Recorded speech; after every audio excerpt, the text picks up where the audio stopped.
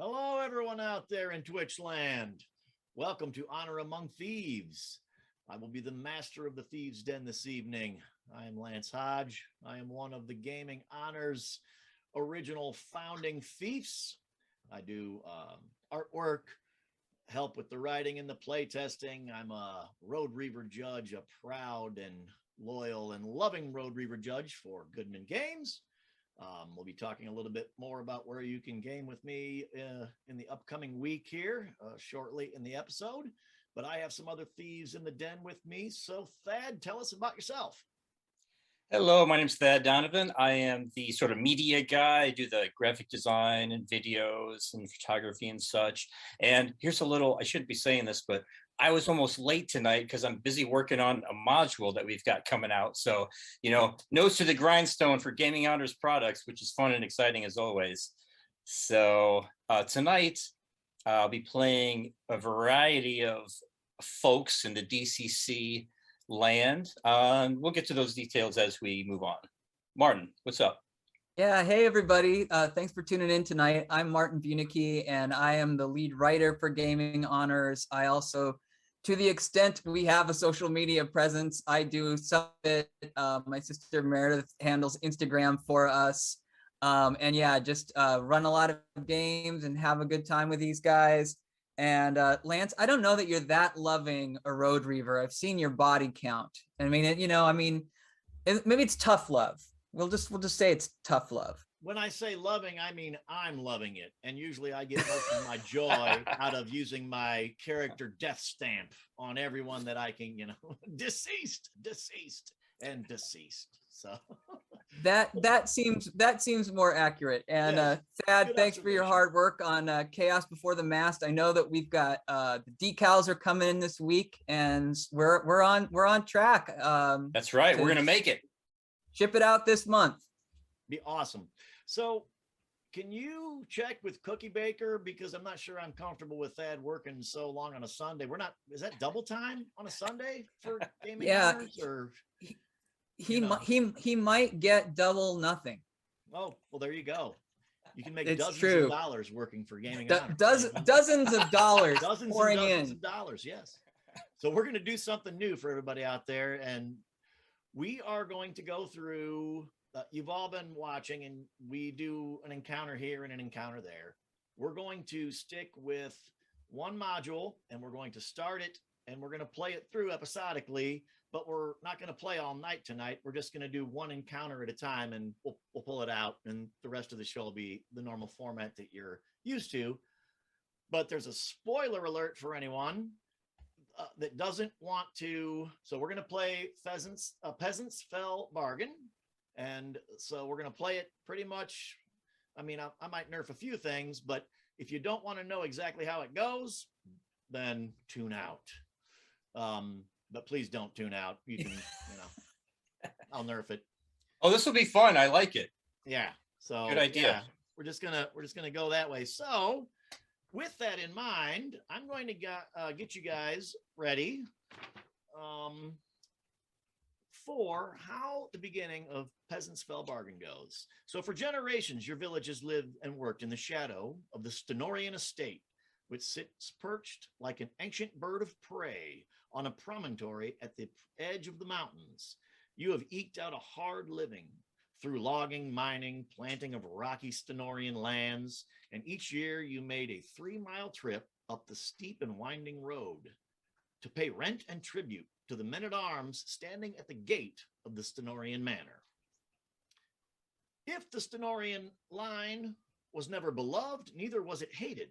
The family keeps to itself, sending its sons to distant lands to study, marry, and then return. Closed carriages have come and went over the years. No words exchanged, no greetings given.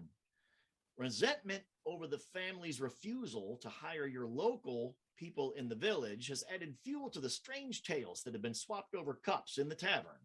Stories that you scare your children with by the firelight. Times wore on immemorial and nothing has changed. Until tonight. The night of the Harvest Festival. At first, it's only a flickering glow far off like a sunset. Then some of you spot flames shooting into the night sky from behind distant gray walls miles up the mountainside. Townsfolk pour out of their homes, and from the celebration in the Welkin's Cheek, the town pub, and point and stare, their tongues wagging and gossip buzzing around. And in the midst of the commotion, a stately carriage comes careening down the street. The horse's mouth is flecked with foam. His eyes are rolling in panic. Limping heavily, a large wooden splinter protruding from its front flank. The driver pulls to a halt before tumbling from his seat and falling into the street. The Stenorian coat of arms on his tunic, which is a tree with ravens perched on its branches, is besmirched with his life's blood pouring out.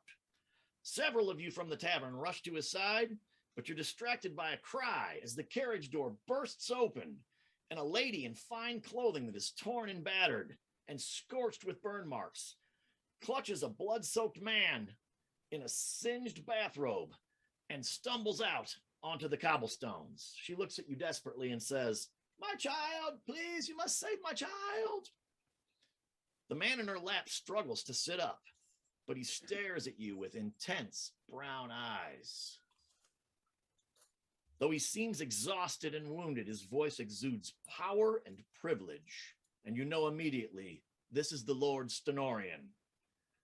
"We had no warning. My men are slain. My father is missing, and I have nowhere else to turn. My son Michael is still somewhere in the manor. Find him. You must save him. Do this for me, and I will reward you beyond your wildest imaginings." His eyes burn with a frightening intensity. "Hear me. Return my boy to me, and then ask of me what you will. I promise you shall have it." And these last words seem to echo inside your minds as visions of a new future for you and your family are careening around in your wildest imaginings. So, Lance, I didn't catch that. Can you run that through one more time? yeah, let me do it one more time. For generations, your village has lived.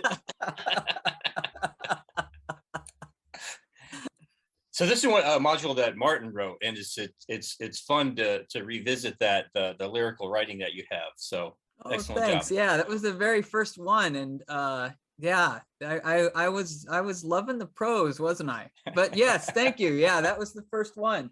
All right, sorry to kill the flow it's there. Fine. It's Nope. totally fine. It has, like, it's tougher on a video link like this, but in person, when I run these at the con, I mean, it works every time. Yeah. I have had twice, I think that I can remember, 2 people that have picked one of their 4. So for you guys out there, each of these guys has 4 peasants, 4 0-level peasants. Usually I play 5 or 6 people, all with 4. And I have had twice people at cons say, well, this particular guy or gal isn't going to go. So they'll actually knock themselves down to 3 characters because the way that they rolled up their peasants, they just couldn't come to grips with the fact that they would actually do anything to risk. But outside of that, what I was trying to convey through that, not only is it the fact that he is your master, and this is a once in a lifetime opportunity, but the last thing that he spoke seemed to echo in your mind beyond just verbal. Like you're seeing visions of what he could grant you. And so I have to ask both of you, give me a quick introduction to your 4 peasants and tell me if they will all be undertaking this mission and seeing what they might gain. I'll start with you, Martin. Go ahead. Yeah, so I've got 4, and there are 2 that actually come forward together, and they're sort of an odd couple because one is a dwarf, and he's not the way we usually imagine dwarves, which are particularly strong and stocky. He's pretty slender, and his name is Tin Ring, and he got that name actually because back in his homeland they used to mock him. They said he could barely make tin ring with his hammer. And ironically, he is a blacksmith, but he has to do fine detail work because he really doesn't have a great deal of strength. But he's hired a younger, really pretty strong lad from the town named Bendrail, Osfort Bendrail, who's his apprentice. And the two of them come rushing forward and like, my lord, we'll do whatever we can to help you. Kind of coming up next to them is a halfling, and actually petite for a halfling. So he is a very slender, small man named Slip. And Slip is actually a glove maker. If you want it to fit like a glove, there's got to be some marketing slogan I'll come up with the word Slip. O.J. Simpson? Oh God. If the glove fits, it must be Slips. That's it.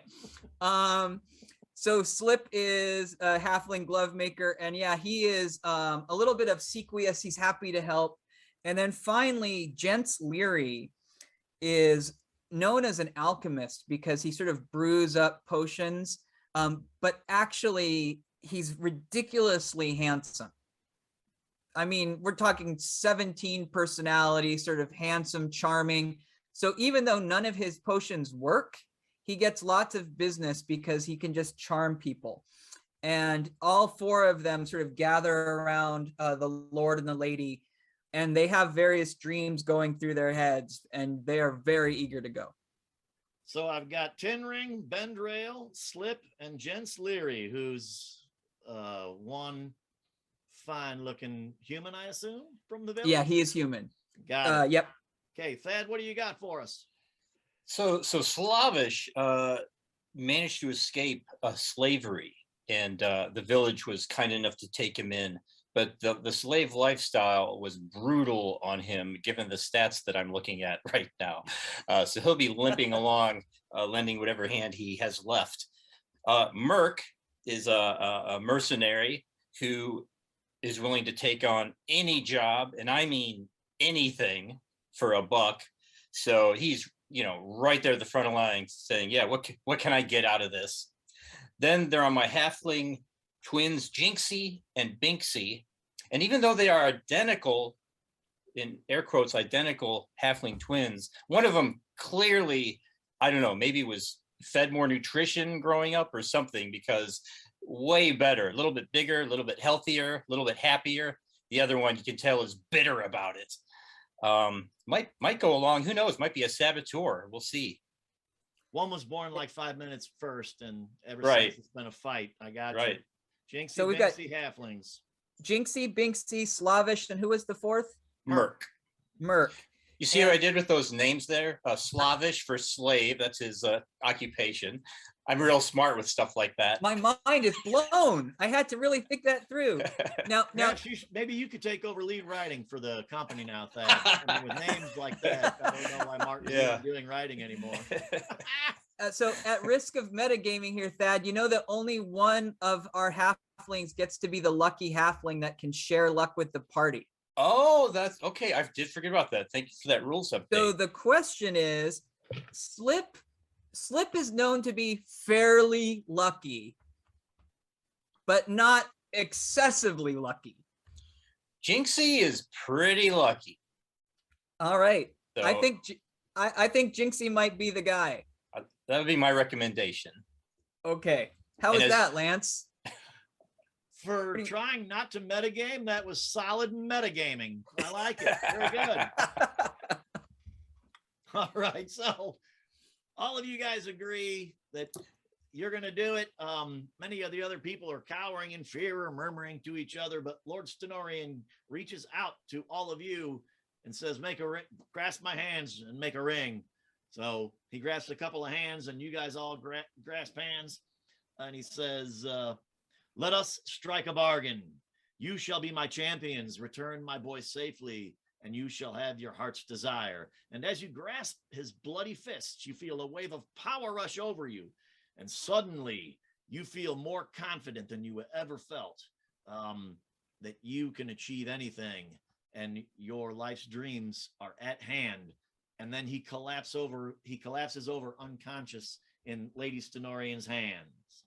So at this point in the game, Elena, we would hand out to everyone contracts. The Stenorian contract. It's a scroll. And what you guys need to do for me now is to write down for each of your 4 characters, what is their heart's desire? If this bargain is fulfilled, what will they wish to receive from the Lord Stenorian? So I'll give you just a few seconds to jot that down. And then as soon as either of you are ready, I'm going to tell you what that wave of power that flushed over you when you grasped hands with him meant.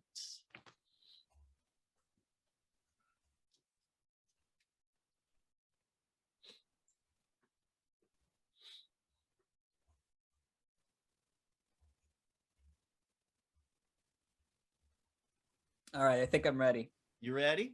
Yeah, I'm good. I'm going to say this too.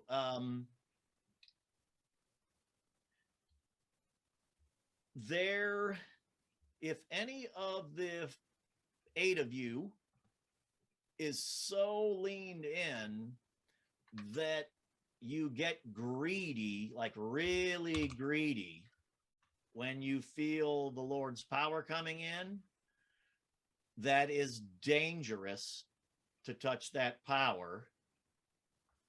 And I am not recommending it. But if you feel that any of your people just cannot help themselves and they want to go for a little bit of the wish now and they pull too hard, you let me know. I'm telling you now, that is very risky. So you just tell me if you're doing standard contract or if you're going to make a deal with the devil. Yeah, Binksy is like, as soon as he feels that hint of power, just goes in all the way. He's got years of resentment over his better, his healthier halfling sibling. Okay, then we'll start with you and we'll go with Binksy. You start to Binksy's eyes roll up a little bit and he digs really deep. So that means I need you to roll me a D20, and you are rolling on what we call a monkey's paw table, which is not the standard table that I normally run people through. But if you want to push your luck, you can push it with the monkey paw. So Binksy's got a monkey paw. Go. Absolutely. Now, would putting in luck to that, would that be something Binksy would feel inclined to do to have an even better opportunity?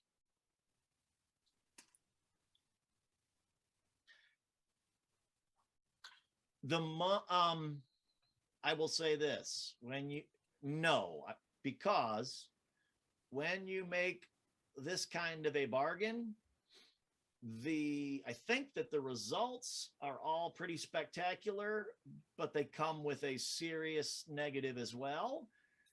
And I don't believe that it's necessarily as you roll higher that it's just differing good and bad. But what you've done, Binksy has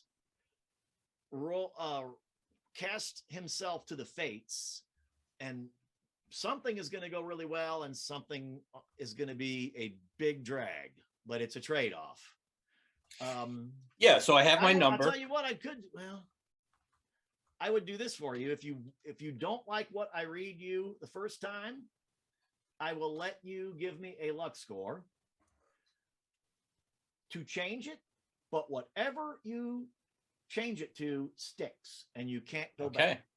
Okay. How's that sound? That's wonderful. Okay. So D20. Yeah, so I rolled that and all in on I want to be a little bit taller than Jinxie. I want to be a little bit stronger. I want to be a little bit smarter. Just that, I just want more. And that's a 4. Willing to risk everything for a little bit more.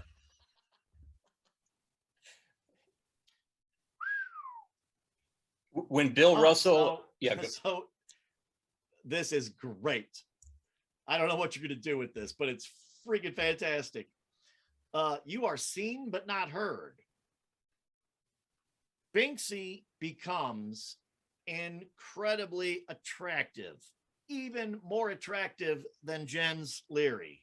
I mean, not just for halflings, but any race. I mean, he is gorgeous. However, he is completely mute and deaf. Oh, So okay.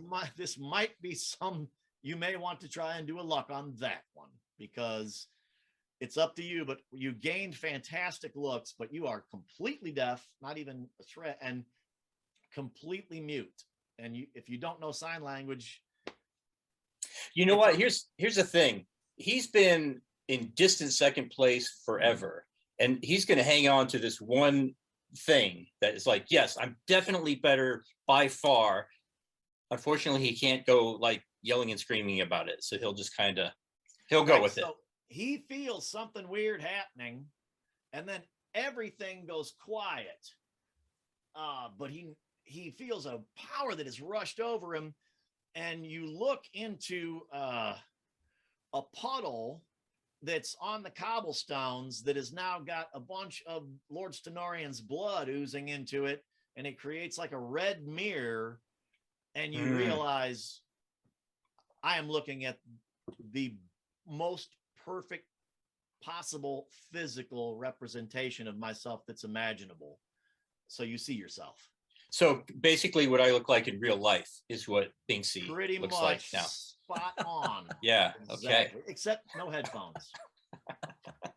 All right. So Jinxie sees his brother and that go on. So what's Jinxie doing? Jinxie has a much more modest wish. And do you want me to tell you that? No. No.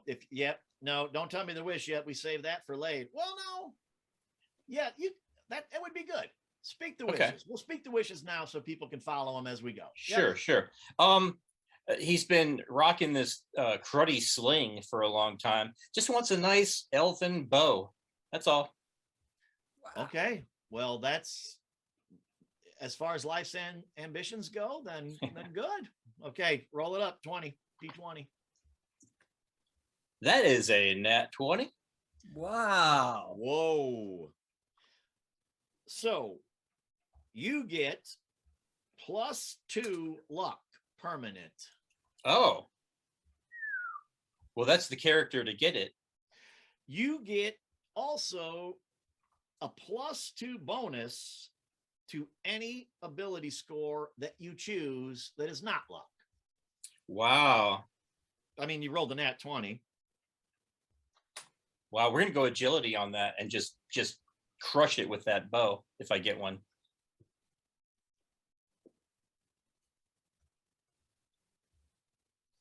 Judge Jen in the comments just made a great comment that when we return to this next session, we should remind people what the wishes are and what the boons were for these characters. I think that's a really great idea, Jen. Yeah, I was gonna. So normally when I game, I don't let anyone say what they're going for. Mm-hmm.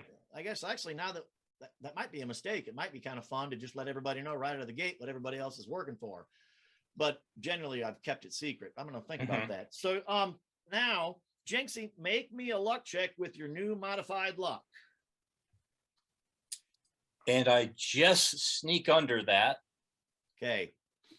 You almost faint from the power swirling around in you. Can you tell us, or would you tell us from a bystand, like, do you get stronger? Do you see, I mean. Oh yeah, it's no, it's about deftness and quickness and, almost like ballet style movement. So you start moving more gracefully immediately. So you almost faint, but as you take that step to make sure that you don't faint, you pirouette out of it and you say, I meant to do that. I'm fine. Yeah. Oh, there you go. Okay. Merc. Merc, this is a money hungry mercenary who is just all, he's tired of doing these cruddy jobs, making a few copper here, a few copper there. So it's just the biggest pile of gold he can swim in. That's what he's looking for. Certainly something that you think Stenorian could provide based on the look of this carriage, their clothes, and that manor house up on the mountain. Absolutely. And that's a 17. Okay, so Merc is going to gain 2 luck points. Whoa. Now for Merc, it's not quite the same impact it has for a halfling, but it still is going to help, right? Sure. And that's it. He just feels like he's going to get this done. I'm going to get this mission done. I'm going to be the one that finds Michael. I'm going to bring him back. So, yeah. Okay. And then you got Slavish. Slavish. All right. Get your tissues out, everybody. Slavish would like family. Oh. He's never had a family. That's all he wants. And let's see his Lady roll for that. Stenorian says, I'm already spoken for. That's an 8. Okay. Well, Slavish is going to get 2 hit points.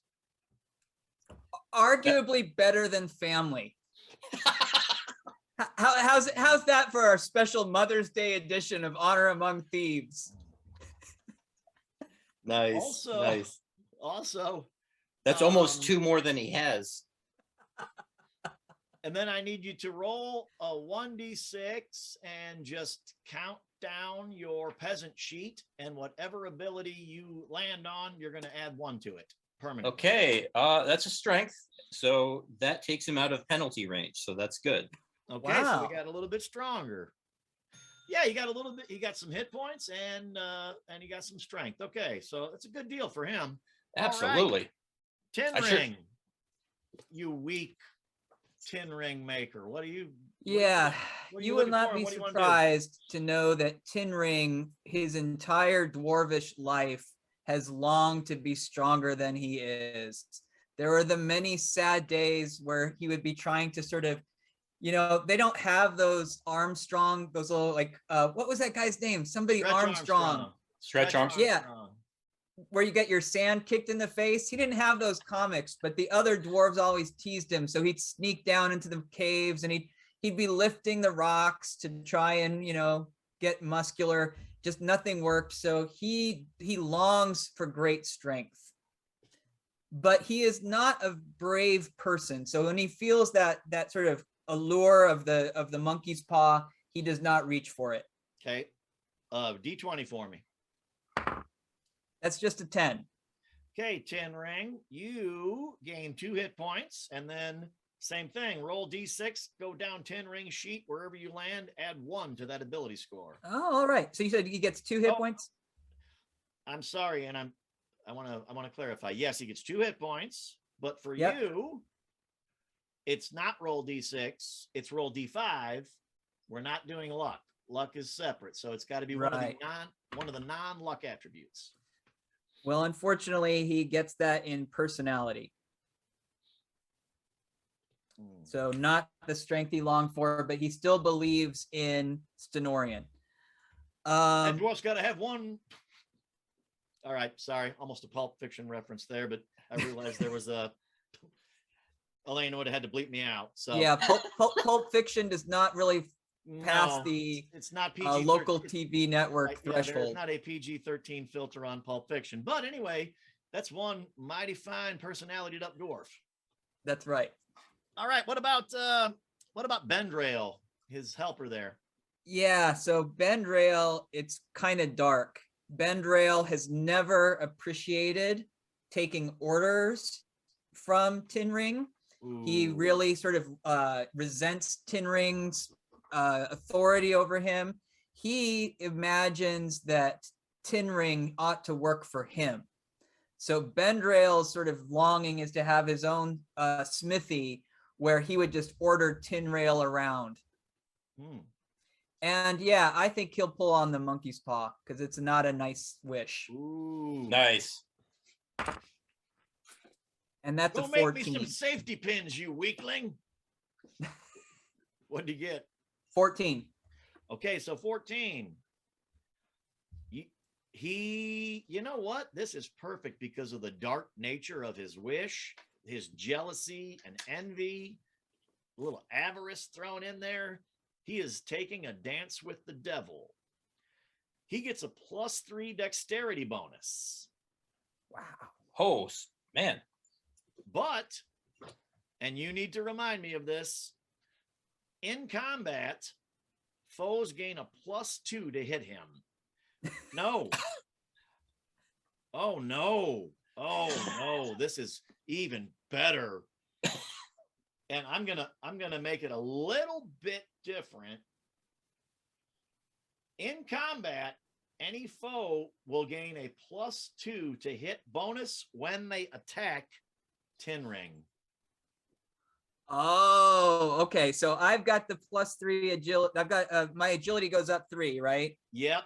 But anyone who attacks Tin Ring attacks at a +2. Yep. You have to remind me. Yep. Because of Ben Rail's dark energy, he's actually put Tin Ring at much more serious jeopardy.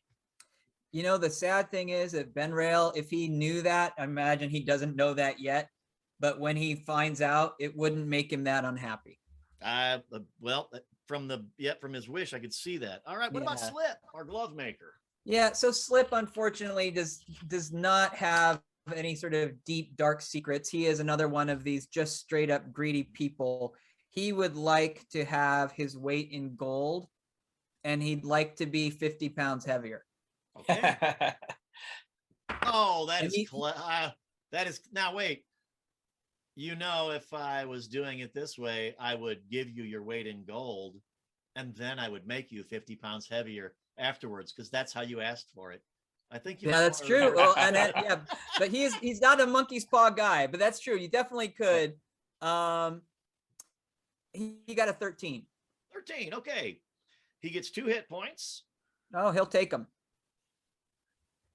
Then roll one of the D5 funky dice, count down, and he's going to get 2 points added to wherever you landed on.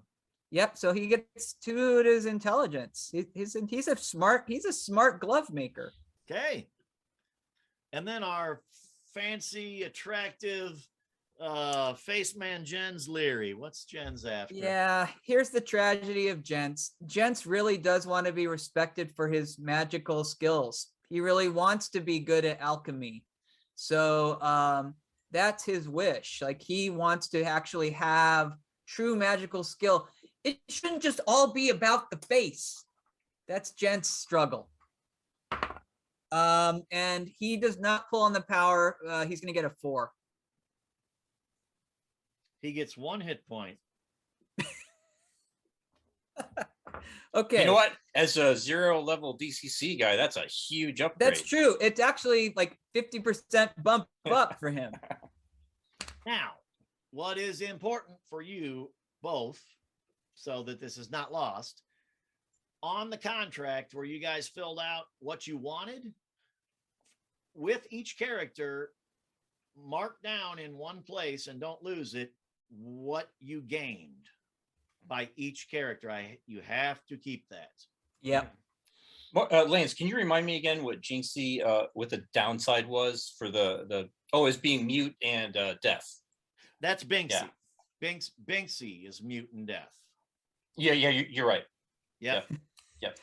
We'll never get those confused. Oh, not at all. Binksy and Jinxie. Wonder Twin powers activate. Form of a mute halfling. All right, so you guys, with whatever you can gather, pitchforks, hammers from the smithy, and you're hollering, is no one else going to join? What are you all, cowards? You're all supercharged with confidence and bravado for some reason based on this. Yeah. But the Lord is out. The coachman is dead in the street. He has bled out. And Lady Stenorian is just there weeping. And she keeps telling you, Michael. And so you find out that the son that they are missing is Michael. and he's 10 years old, around 10. And the attack came in the middle of the night. Because you guys were out celebrating the festival. So this is like 11 o'clock at night when all this took place. You were all having big reverie. So when it first started going on, there was some shuffling around like, oh, is this really happening or not? But, you know, there's fire, unknown assailants, lots of them pouring out from everywhere. She doesn't really, she's kind of in post-traumatic stress, shell shock for her. She's trying to take care of her husband. As far as you can find out, Michael was just in his bedroom. She never saw him. She screamed for him. There was never any moment when he was taken, but her husband insisted that they leave immediately. I mean, they were run out to save their lives. It wasn't like a situation where they could go looking around the house. They were overrun. And there was fire, which you can see from the coach. There's scorch marks on the clothes. And then she just starts sobbing uncontrollably. Doesn't have that same power that her husband had or the Lord had. So there's no more you can get from her. We'll fast track that. You go up this winding hill. The mountains are giant shadows looming over you as you travel the steep, narrow road all the way to the Stenorian Keep. And darkness plunges into deep chasms on either side of a 10-foot wide lane that you're all trotting up. Ahead of you, flickering light is visible over the smooth stone walls of the outer barricade of the keep that encloses the manor house. And though the heavy doors yawning open before you, through them, you can see that one of the doors has been blasted off completely and lays outward in the lane that you have come up. And you've traversed about 3 miles now to get here, so it's taken some time on foot. The other one is hanging on one hinge, but it was also blasted outward, and you can see that there are scorch marks all over. There's crackling fire, smoke drifting on the midnight wind, and every now and again you can hear what sounds like screaming coming from somewhere inside of the complex. 2 figures begin to stagger out of the keep gate and shuffle down the road towards you.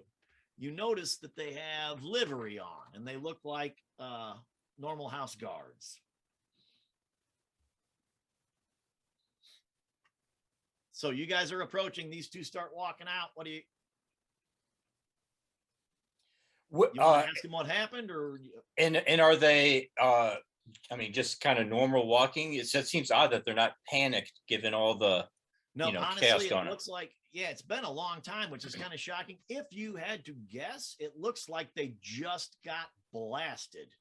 They seem they're wobbling and kind of uneasy on their feet, and they seem disoriented, like the blast that blew the gates out may have just happened, but that doesn't seem to make sense with you. Yeah, Merc, as while walking up toward them, so you there, it looks like you could use some help. What's happened? How can we help you? Just at that point, when Merc goes to sort of assert himself into the situation and see what's going on, you hear an otherworldly scream, and anyone that can see with the torch lights, or those of you that have night vision, they're both of their jaws distend and disconnect, and their mouths get unnaturally open, like a snake would be able to swallow a raccoon or a rabbit or something. They open way up, and then it's pitch black in their mouths, like a black hole sucking in all the light. And you notice that their eyes are the same. Nothing in there. And this otherworldly scream wails out. Everyone needs to make me a DC. Everyone needs to make me a will save. A DC, I know it, and you don't will save. That was close. It was close. Okay. Write these down. And just make one. Actually, each of you make it. I'm going to do it this way. It'll take all night if we go through each one. Usually what I do is, Thad, you make the will save on your best character's will. Everybody suffers the success or the failure, all 4 of you. Okay. Same thing for you, Martin. Just pick your best and go from there. So Jinxie is good with that and makes the roll, and I'm gonna put 1 luck into that and make it a 12. Okay. How about you, Martin? My best is actually gents, and it's a 10. Okay.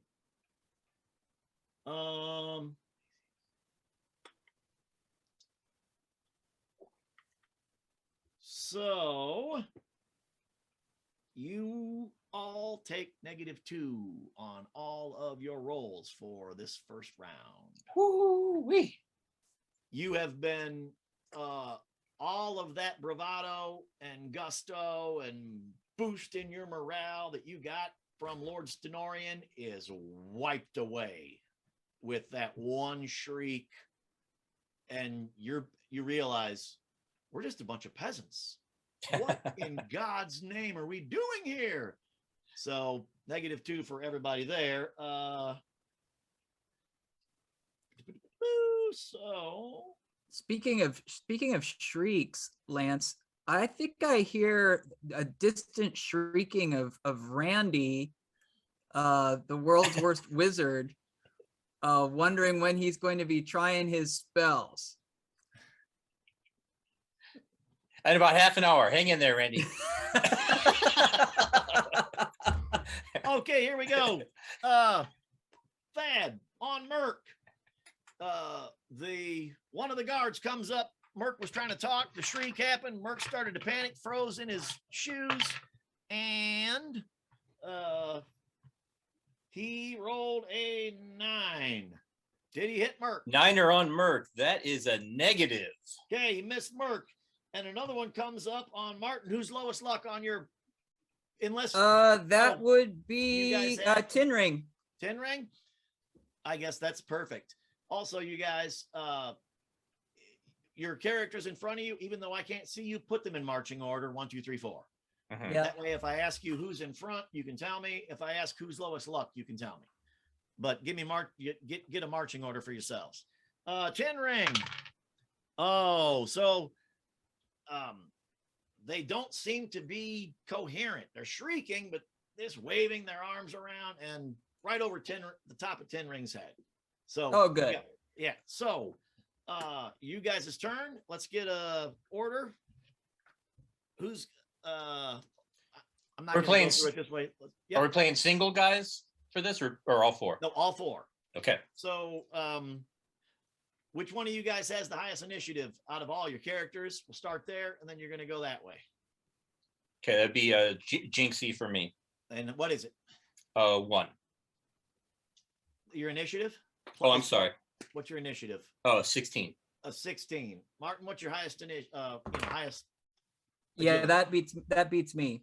Okay, so Thad, you go first and go in agility order. Okie dokie.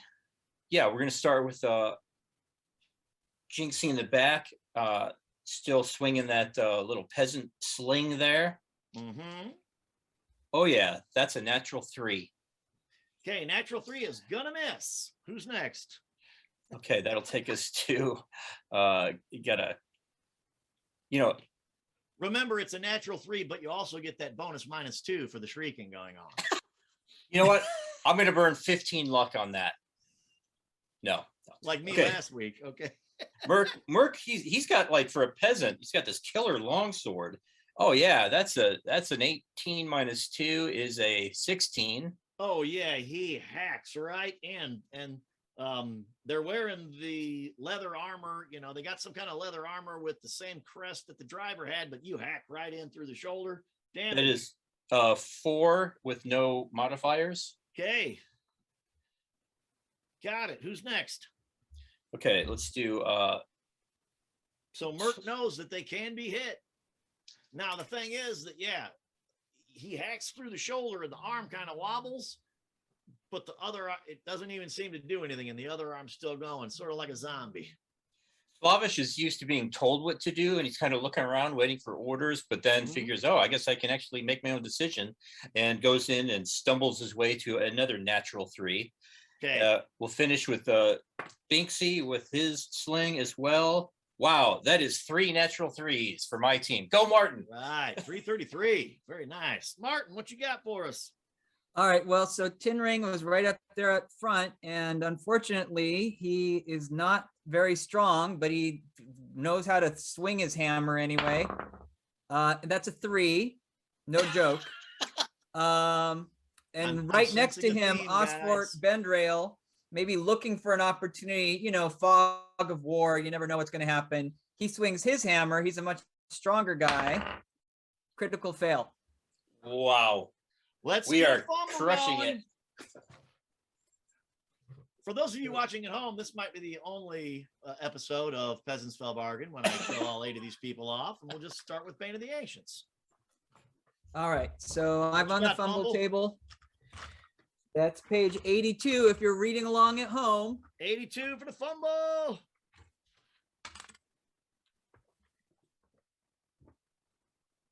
Oh, wait, no, that's the crit table. That would be much better. It's actually 80. This is not so bad. My incompetent blow makes me the laughing stock of the party, but otherwise causes no damage. Hey. Slip stays in the back. Slip, the little halfling, only has his awl that he uses to punch through the leather for the gloves, and he is too afraid. But Gents carries a staff, and he actually wades right in, and he swings that staff. It's just going to be a 12. 12 it is. Let's see what we can do with that.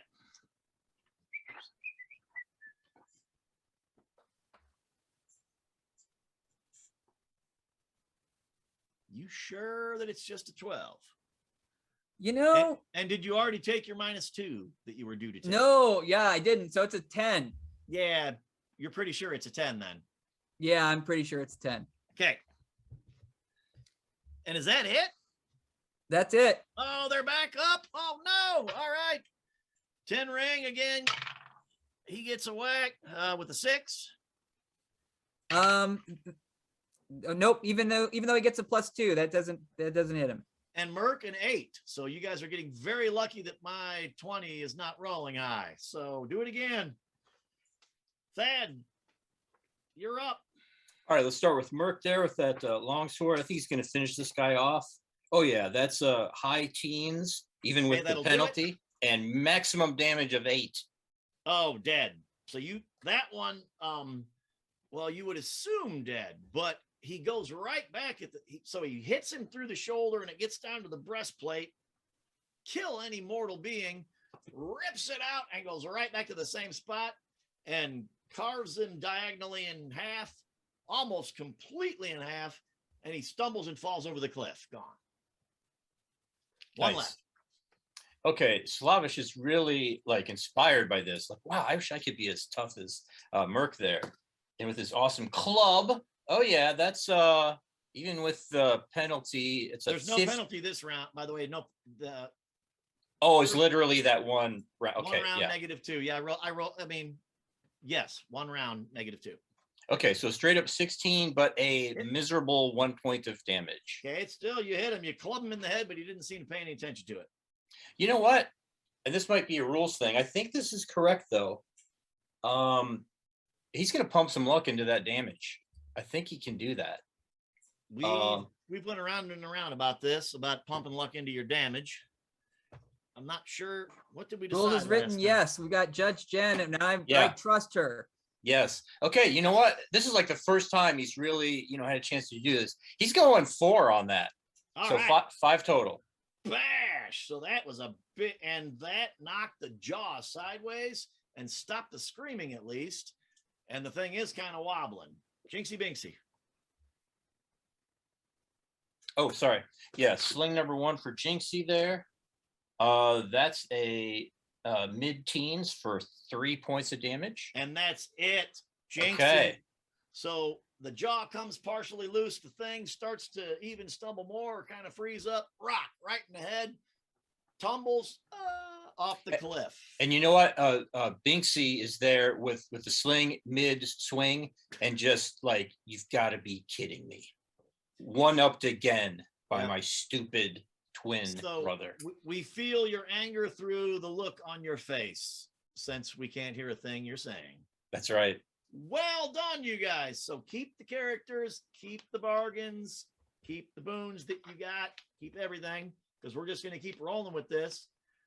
I won't be hosting the next show, so I'll have to make up some peasants and kick in, but we'll just rotate.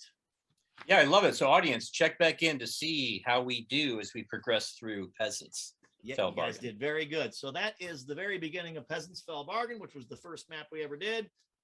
I'm running it at CyclopsCon this week, but it's sold out right now. So would love to play with you guys in the future. Fantastic. All right. So how long did okay. Oh boy. Yeah, bring in Randy. Bring in Randy. All right, speed Bring in round. Randy. I knew that it might take a long time if we went through the first little encounter there, but it was fun. It was good. It was worth it. Randy, Fun. how you doing, buddy? Hey guys, I'm doing okay. The occasional fits of possession-based pop music have been putting off my fans at the circus, but I'm trying to overcome. So for those of you that don't know our fellow adventurer Randy here, so Randy isn't part of the main group, except that he really kind of is, but we've convinced him that he's on consignment only. So he gets, what, 2 coppers a week now? They Didn't we gave raise him to a 2 raise. coppers a Yeah, week? the Yeah, fans gave him a raise. demanded it. Which I really And- appreciate, guys. And the reason we gave him a raise is not because all of his spells have been super fantastic, dramatic successes. It's because so far it's been a dismal failure, but we have confidence in him. But the sheer entertainment value of seeing the corruptions that Randy has gained by his dabbling in magic has been fantastic. So Randy's got a dog leg, and he's got fish gills, and he's got bull horns, and he's got sentient skin that can think on its own, and he's got a beak that gives him a little 1d3 attack. And now he's got some weird spirit that occasionally potentially takes over his mind and body. And that's what happened to him last week. And that spirit does it with a careless whisper. Yes, he does it with a careless whisper, and then Randy starts shaking around like a jitterbug. Yeah. Leaving Guys, him I can't do- hanging around like a yo-yo. I can't do this anymore. Yeah. But you know what? It's okay, because I still have the opportunity to show that I'm the best wizard in the world. And maybe one day, if my magical potencies get good enough, I could just scare that ghost off and win back my freedom. All right. Yes, what do you I have in believe in store? you. Yes, I believe in you. What do you have in store tonight? So tonight, I think that I want to take this skill I have at augmenting myself with weird animal parts and be intentional with it. There's a spell called Spider Climb that I could think of tons of great applications for if I could just start sticking to the walls. So I figure if I can get the dog leg, if I can get the bat ears, I can get the fish gills. Why can't I get the spider sticky climbing abilities, right? All right, let's do it. Love it. All right. I feel good. I think that I am poised for success. That is not success. That is the opposite of success. That is I just heard a howl from a Stenorian Manor Zombie 1. Oh. Oh no. Well, But- perhaps we should peruse the corruption table. Are we talking major, minor? What kind of corruptions are we talking Well, about? we're talking page 156, and there is a 5 out of 6 chance that I get a corruption that is pretty spider specific. So maybe I'll have to actually get a spider leg, but can still get some of that sticky climbing ability. I don't know. I'm still feeling optimistic, you know? I mean, if Cookie I can. Baker CEO says, you're going to get great responsibility with this corruption. Interesting. That's a clever line. Yep. If I've been able to turn my small salary at the circus from all my other corruptions into something good, I'm sure I'll be able to find an opportunity in here. So, we ready for it, everybody? Oh, the great thing is that I'm looking at page 157 right here, and it looks like there's actually a spider climb guy. That's what you were trying to get. Yeah. Maybe and you get them legs. Get them legs. well, let's see if I can look as cool and excited as he does. I just want to see what Lance has to draw. Well, okay. I rolled a 6, so it looks like we're actually going to the minor corruption table instead.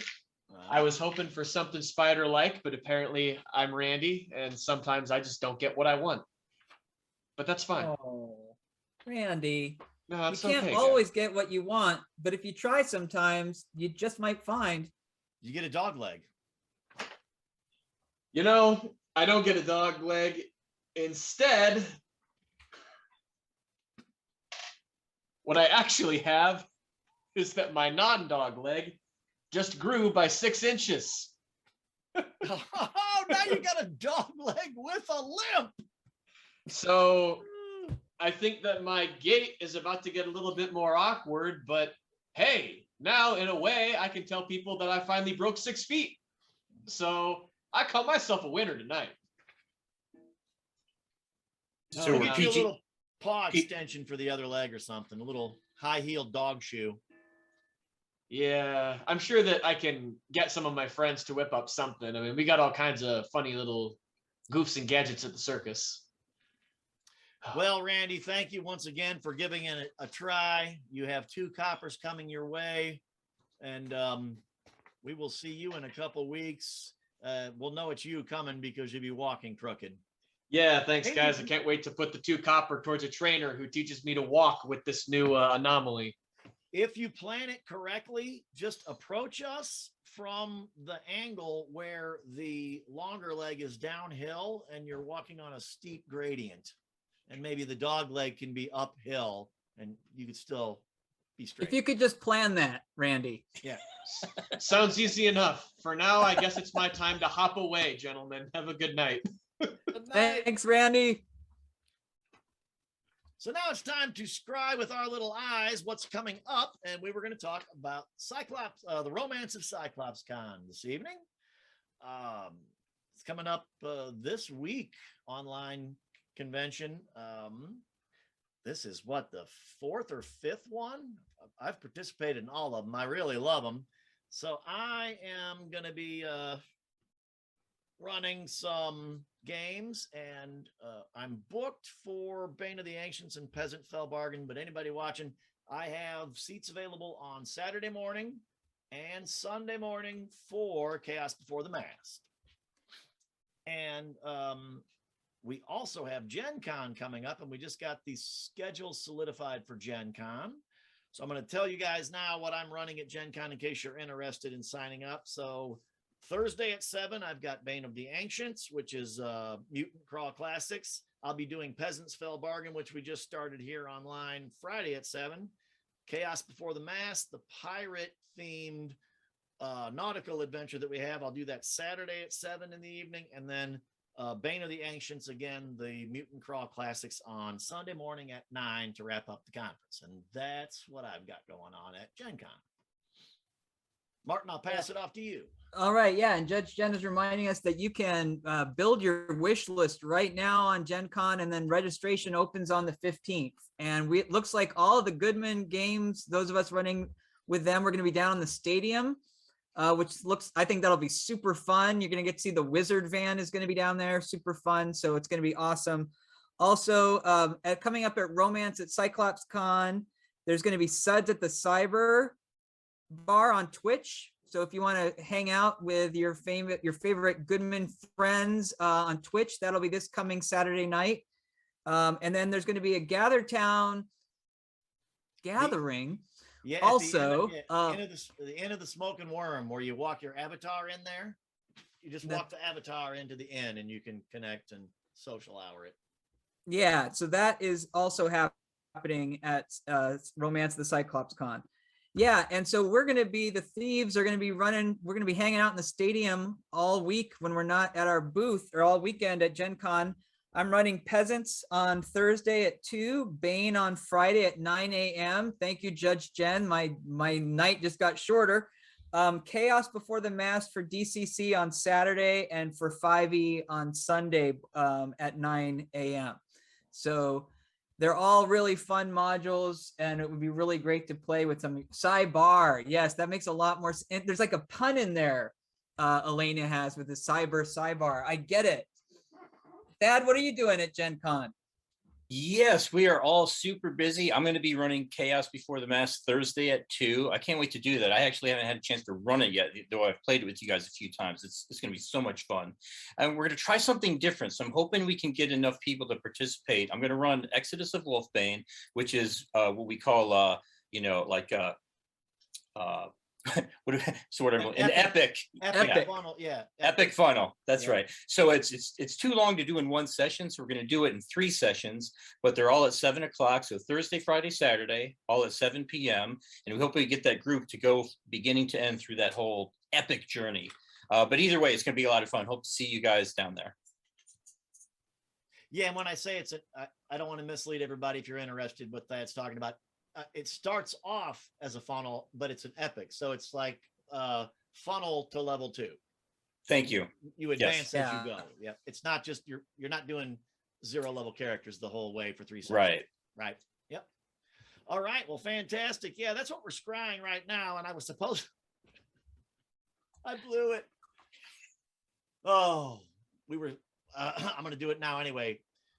That was all talking about cons. That's my Captain Kirk imitation for the wrath of the cons. Thank you, Martin. I like, how many A's is that? 1, 2, 3, 4. That's like 7 A's and then an exclamation point with the H before the N. I love it. Yeah, I try to be very specific in my outlines. That's why you're our lead writer. Very good. Okay, now it is time for our special guest and our super famous So You Think You're a Peasant game show. What will happen this week? Judge Jen Brinkman. Welcome, Yay, Jen. hello, Judge Jen. Welcome, Judge Jen. Glad to have you. Hello, guys. Long time no see. Wow, been a while. So we kept you a little bit tonight on your only day off. For those of you out there in Goodman Game Land, Jen might have something to do with planning all of the conferences and every single thing that goes on with every aspect of all of them. So just keep that in mind. I'm going to go. She also has it with Bob, a really excellent Twitch show, Sanctum Yes. Secorum. What's the Yes. next book, Jen, coming up for that? It is Dolphins of Altair, by Margaret St. Clair. It's supposed to be an unofficial sequel to the Shadow People. So Wow, we're I've never really been. curious to see how this one rolls out. Yeah, Never and read that one. you reviewed the Shadow People on an earlier episode, right? Technically we did it for episode 1 of the Sanctum Secorum podcast, as well as Oh, the Sanctum cool. Secorum reading room, which is on Twitch. Wow, okay. Got it. Yeah. But it was like 5 years between the two. So it's been a lot of fun to dive back in, and I'm really grooving on pulling out the women authors and their inspirations. So our last show was on a book that was written in 1918 by Barrows Bennett, who is the creator of the dark fantasy, and H.P. Lovecraft was known to be a fan of hers. Yeah. Wow. So she predates a bunch of that. So I love just going back and following the trail, who inspired whom. That's really cool. I was probably in my 40s before I learned that Andre Norton was a pen name for a female author. Never knew. Yep. So, all right. In the entire list of Appendix N, there's only 3 women. Yeah. Wow. Wow. There's 40 some guys and 3 women. So yeah, I'm definitely enjoying this trip. And that's do you know off the top of your head, Jen, when's your next show? When is the show? I'm No, sure we can this find it on the Tuesday- Goodman Games website. But next, I believe it's Tuesday the 17th. Tuesday the 17th. So for this game show, what we do, Jen, I think you may have seen it before. I'm going to roll on page 22 and 23 of the DCC core rulebook, and I'm going to roll up a peasant's occupation. Then whatever trade good we come up with, You will all have 2 minutes to go anywhere that you can get it and get back to your seat and tell us all why your representation of this trade good is the best. And if you can't find the exact good, any facsimile thereof or the closest thing you can get to it is fine. Anybody that's watched before knows that people get very creative, but I'm going to roll this gigantic 100-sided dice that also functions as a home defense mechanism because it weighs about 5 pounds. Nice. Okay. Break your desk. It'll never stop rolling. Right. Well, I threw it in one of Rob's dice boxes, so it has no choice. It just got crammed up in the corner. Oh, jeez. All right. So, this is fantastic. You are all ostlers, and I need you all to find me a bridle. Oh boy. You've got 2 minutes. Go on a bridle. Do we have like a BRB screen? Bring your own bridle.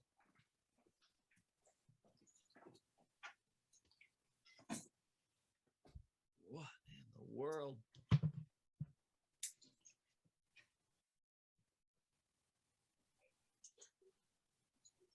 Yeah, so DCC was one of the games that made me actually get out my dictionary at some point to look up all kinds of words. That gong farmer, are you kidding me? Ostler, a lot of these words I've looked up, and it brought me back to when I was 10, 11, 12, 13 years old. Just all these crazy words that Gary Gygax would put into all of the Dungeons and Dragons stuff. And I'm like, what is that? What is that? Wait, what is that? I'm looking stuff up in the encyclopedia and the dictionary. My mom and dad had the old Encyclopedia Britannica that they would sell in volumes that would come to your house, the traveling salesman. I'd be trying to look up pole arms and stuff. Okay, everybody is back well under 2 minutes. I'm sure everybody had a bridle on hand. So, Yeah, we got the stable right next door here. yep, I can't believe Thad was already here. Yes, everybody is back. So, Jen, you are the guest. I'm going to let you go first or last. You choose. How confident? I'm gonna go last. All right, you go last. Okay. So, Martin, I think that Thad was actually back first this time, which is so shocking. I'm going Thad first. Yeah, so I work with a professional ostler in real life on the weekends. And it's a long story, but I'll keep the details short. But last time he was here, he forgot the bridle that he was showing me. It's a new fancy style of bridle, but this is Corinthian leather. Yes, Corinthian leather once again. Yeah, and it's this stuff it's got a warranty of like 10 years. So this is a legit Corinthian leather, professionally made bridle. Beat that. I'm gonna just buy everything you said at face value, but I noticed you are missing the mouthpiece. So without okay, well, all right, now you're gonna get all right. So take a luck point for that, just for the visuals on that, because that is priceless. Martin, please move us on from that thing we just saw. Yeah, so this is really our special Mother's Day episode of Honor Among Thieves. So when I thought of bridles, I had to think of Andrea's lovely bridal gown. So there is a wedding photo. There you go. Who's that guy with her? The long hair. Yeah, well, I was gonna say, what wedding was that? Ponytail, right? You look like the one who needs a bridle in your mouth in that photo with that ponytail. I might have to give you the. Lance, it's a family show. I'm not even sure Jen needs to go, Martin. That ponytail might have just won it right there. Holy cow. When my students see that picture, I tell them, yeah, I had it when I got out of prison.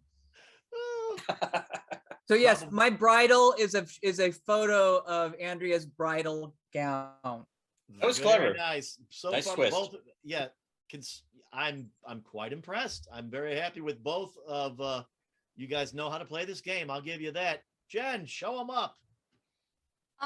Okay, so I'm spending a point of luck to alter my roll by 1 point, which puts me on orphan, and the trade good there is a rag doll.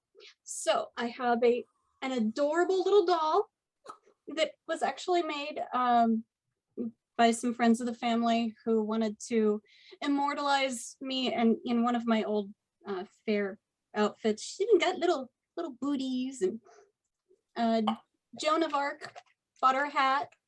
So That was brilliant. Wow. I am so stunned. look well spent.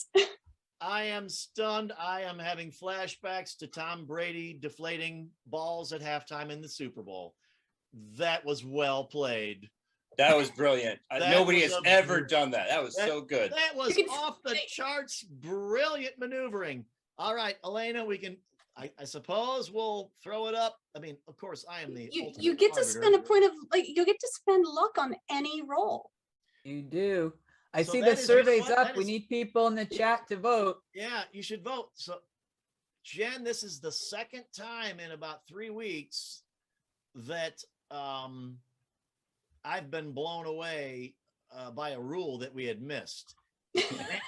Randy came up with one the other day that just stunned us about wizards using cleric spells and all kinds of stuff there that we had never tuned into. And now, yeah, using luck on any roll, like literally anything, I would have never thought about it in So You Want to Be a Peasant, but in the spirit of the game, that's fair game.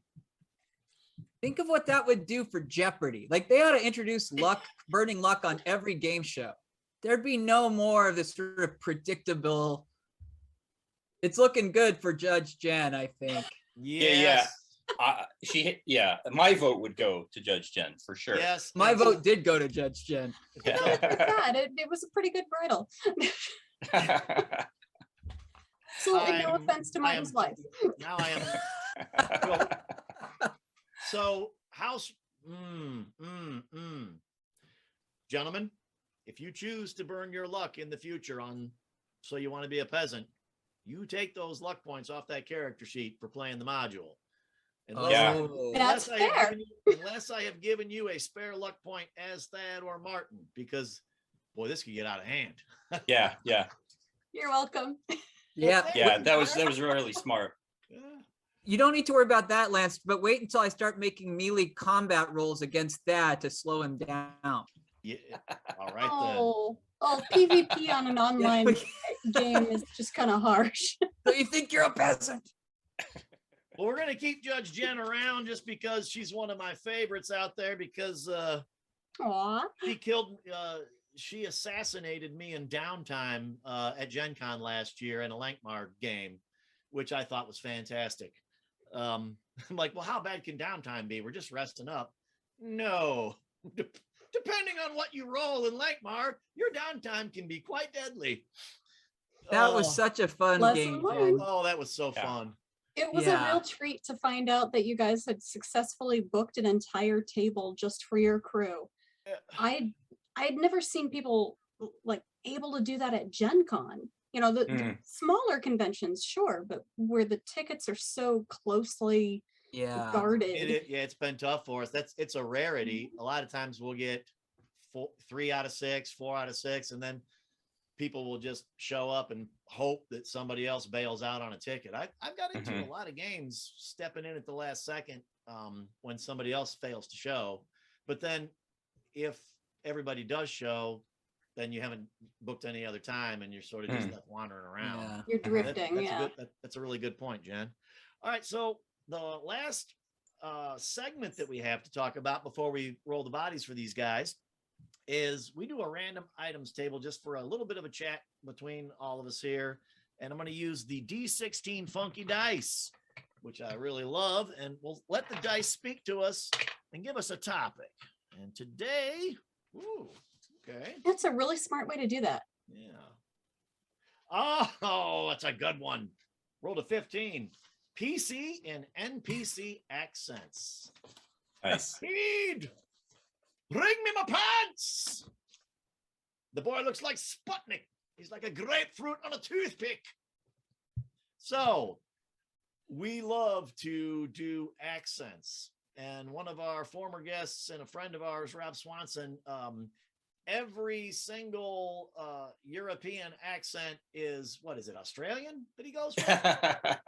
Pretty much And it's Scott- and it slips and slides between the Yes. same character. Yeah, it kind of goes back and forth. But Jen, do you ever voice anything? Do you use accents, or do you even make the attempt? I mean, as you've learned from sitting at my table, accents are atrocious, even more so when you've got to wear a mask. So Oh, you the mask end up ruins not the putting that accent. effort forth. Yeah.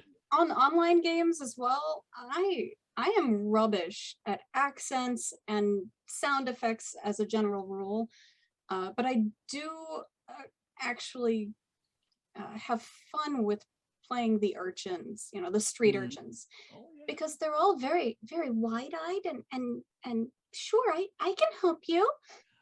I think that you pulled that, That was good. on us at Gen Con last Yes, year. yes. Exactly. I believe That's I right. remember that. It's a handy one to keep in the bag. Oh, Very effective. Very good. yes, I Yes. think.